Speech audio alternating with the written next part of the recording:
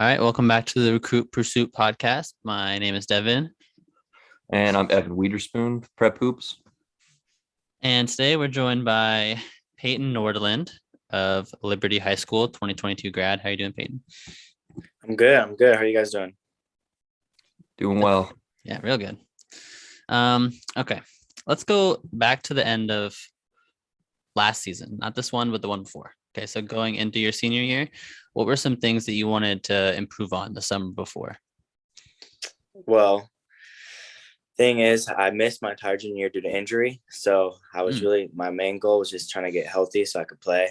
What was the injury real fast? Sorry, I hate to interrupt you, but concussion. So oh wow, whole year? Yeah, it was because I've had like 3-4 of them now. So it just got, worse and worse. So I missed I haven't played AAU since like freshman year because of that and COVID too. So that made me miss my junior year, which was like only 8 games. So it wasn't a huge deal, but I mean, it still sucked. But so my main goal over that, off season was, just trying to get healthy. But then with that, I was trying to lift because I never really lifted too much before. So I was really scrawny. I mean, I still got to get a lot stronger, but that was one of the things I could do when I couldn't play basketball. What about specifically on the court, like your game wise? Then I was really just trying to work my handle a lot because my sophomore year I was more like an off guard. I played the 2 more, but our point guard then graduated, let's say last year. He was class of 21. So then I was, full-time point guard instead of like switching off between point guard and shooting guard. So that's what I worked on the most. Do you feel as if you accomplished that this past season? You think you improved a lot? Yeah, for sure. I feel like I was really good at handling the press or handling traps, just, being able to not turn the ball over and get to where I want, Yeah, that makes sense. I'm glad that it worked out for you too. How do you think the team was, or I guess the season was in general for you guys? It was a lot of fun. I mean, it was a great team. Like we all had great chemistry, and we had good talent too. Like, let's see, our starting 5 had 4 seniors and a junior, so we're upperclassmen. And I mean, it sucked that we lost early in the playoffs. I mean, our big man got COVID, so we couldn't really stop anyone inside in the playoff game against Ballard. So it was rough, but I mean, it was still a lot of fun. How do you think it went for you specifically? Sorry, just. I think it was great. I was really excited. I mean, because I didn't get to play the whole year before. I didn't know how rusty I was going to be and stuff, and I didn't get too much of an off season, to really work on it. So to work on my game. So I mean, it was. I thought I did great, and it felt great to be back out there. Mm-hmm. And then I kind of wanted to get into that kind of the season for you. It really just became more of a clutch shooter for your team. I think 44% from 3 on the year. And like you said, you guys took the loss to Ballard in that district tournament, and I know you guys kind of dealt with some COVID problems and getting a lot of cancellations maybe in midway through the year, I would like to say. How do you think that part of the schedule kind of worked against you guys maybe a little bit? Oh yeah, it was really weird because we went to Christmas break or whatever, and then we were about to start practicing, and then just guys kept testing positive for COVID. I got COVID right during Christmas, so we couldn't practice for like a week. Everything got just turned down, and then some other guys were able to actually no, we didn't get turned shut down yet, but I had COVID and another dude had COVID, and then it was also really snowy, and we were supposed to have a Christmas tournament then at Liberty with teams from around here. It was 8 teams or something, and that had to get canceled because we couldn't go anywhere because it was really snowy. And then once we got back after that was probably a week later, week and a half later, then everyone started getting COVID. So I just got back off the COVID list, and then everyone else was getting COVID. So then we got shut down for a week or something. So then we just missed a whole bunch of games. And then I think we played I think it was 6 games in 8 days or something like that. It was just back to back. It was crazy. So it definitely hurt us because we were undefeated at that point, and then we lost a couple games, which was rough, but it was all right. What do you think was kind of the toughest thing, coming after you kind of got everybody back in? What was kind of the struggle getting back into the rhythm as a unit? And, you're coming towards playoff time too. What was kind of that like? Well, I think first was definitely conditioning. I think like we all called it COVID lungs. Like we were just, it was like cold in your lungs, like when you're sick. And it was like that even after we weren't feeling symptoms anymore. Like for me, like I was really like tired for like extra week more than, I would have been. So I think that was one thing. And then also just, I think it was just shaking off the rest a little bit. But after like the first 2 games, I think it was more just our legs, it was just like, playing all those games back to back was a lot. But then we got back and we were fine. Yeah, what else will we go to? So first team all KingCo for you this year, right? Mm-hmm. A lot of big talent, maybe some D1, D2 guys within that conference. What were kind of a few guys that, that were tough to play against in that conference that you remember games against them or whatnot? Well, the best player in the conference, MVP, obviously Jackson Knapp, D1 Montana commit. It's hard, and in high school ball especially. He's 6'7", athletic, and he's skilled. So he was obviously really hard. We split the series with them against Hazen, and then another first team dude was Ben Nyquist from Lake Washington. He's good. He can really shoot. So I had to guard both those dudes, which was, was tough, especially guarding Jackson too, because, he's got 7 inches on me or whatever. So we really had to game plan like crazy for that. Did you guard him when you played? Yep, I did. So like if he went to the post, it was hard. So I just had to, front him. But then, it was tough. They're really good. But, and then see, a couple other guys on first team were Alex Yu and Brady Kageyama from Bellevue. They're both juniors. They're both really good, and they'll be amazing next year too. They're both good too. So yeah, loaded conference. Do you think you still got? I want to say he was an honorable mention, but you have your one guy returning for Liberty next year, Ryan Gallagher. You think he's going to take a jump next year into that kind of tier of players? Yeah, I think so for sure. He was first person on second team this year. So he was we all thought he was robbed the first team. we all thought he was really good. He averaged I think we averaged like 19 or 20 or something. He's a bucket. He's he's like 6'4". I think he'll probably win MVP of the conference hopefully next year. He's real good. He'll definitely play at a high level in college too. What's something that you're going to learn from the year, from through the cancellations, through getting COVID, through everything like that? What's one thing that you feel you'll take away most? Well, I think one thing being at my senior season, I really valued, being there with the guys, just like there was games where like people wouldn't be there for COVID and stuff. We didn't have our full team or whatnot, but like, it made me value, like the team, and like, we need, everyone there, to be at our full strength. And like, so that was probably the main thing I just really took away from it. It's just, it really is a team sport. That's a perfect answer. Yeah, I agree. So I know we mentioned you're 44% from 3. Is there how many shots do you try to get up a day? Honestly, I don't really count, but before school, I go to the gym and I get shots up. I do ball handling. Shooting drills you like to do?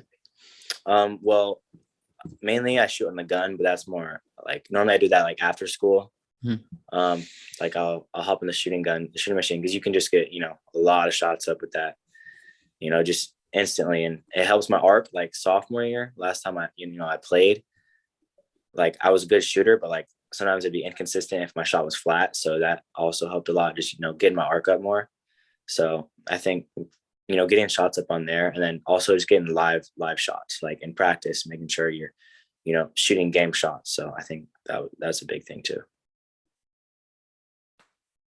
And so you got a couple offers under your belt now with George Fox and Edmonds Community. What do you think, with those two, and then going into the spring here, what's kind of the number one thing you think you can improve on to fit into that next level, a little bit more seamlessly? Well, so far, ever since the season ended, I knew I had to work on mainly two things. One was my strength, just going up against, men in college. I got to be stronger, especially being at 6 feet tall. I gotta be able to, hold my own against those guys. So that's the one thing I'm lifting, 6 days a week now. And then the other thing was working on my mid range, because like most of my buckets were either, threes or they were at the rim. So I think I was working on my pull up a lot. So that's what I'm doing right now. And I feel like it's already gotten a lot better. But yeah, that's it. Are those your first two offers, your only two offers you have currently? Are you talking with any other schools or any other schools interest you or anything like that? Those are the only two offers I have. I've also talked a little bit with like Portland Community College and Green River, schools like that. What's the kind of main thing you're looking for when you commit from a school? Definitely just a great relationship with the coach. Like I want a coach that believes in me, and also like I believe in him. Like I feel like we have a good bond, and also like after I'm done, playing for him, I want it to be like I see him more as just a coach. I see him like a friend too. Like I want him to be a good dude, and as long as a good coach. So I really want to value the relationship with the coach first, and that's the most important thing. I think that's really good, especially if you end up going, the community college route, because, those guys will be a big help for you to get to a 4-year and beyond. You know what I mean? Mm-hmm. I had another question. It was just in my head. Oh, what are those relationships with those two coaches from those two schools for you so far? Like, how has it been? It's been great.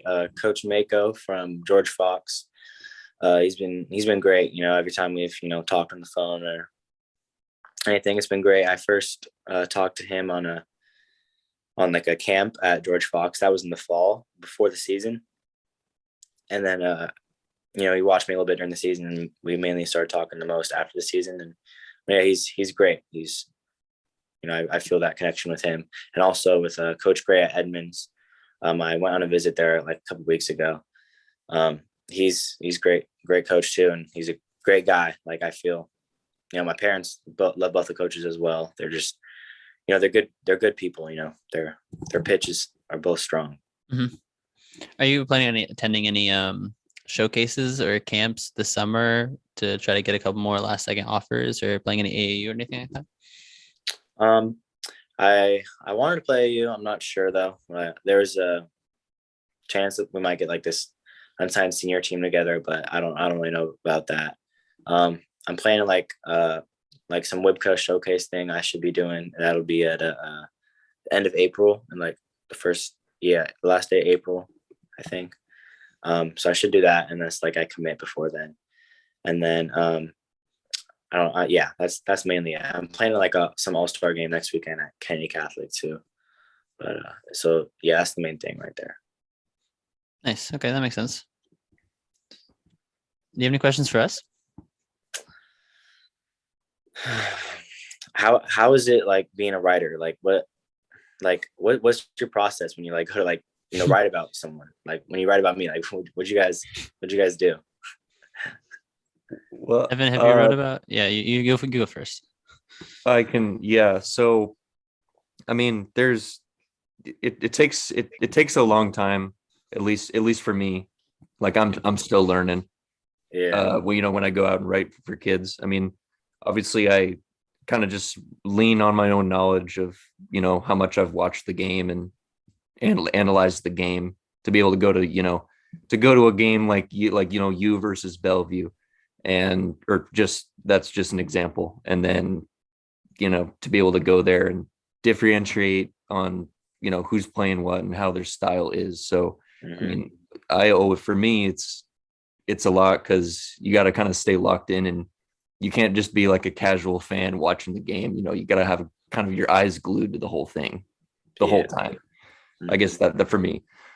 Yeah, I agree with that. For me, being up from Bellingham, it's kind of hard for me to get down to watch any of those bigger schools like that. So to be honest with you, I probably watched like an hour and a half straight of your film over and over on repeat before I wrote the article, just to make sure I got it right and, correct for any coaches or anything that may see it. You know what I mean? Just to make sure I get some good value insight for you.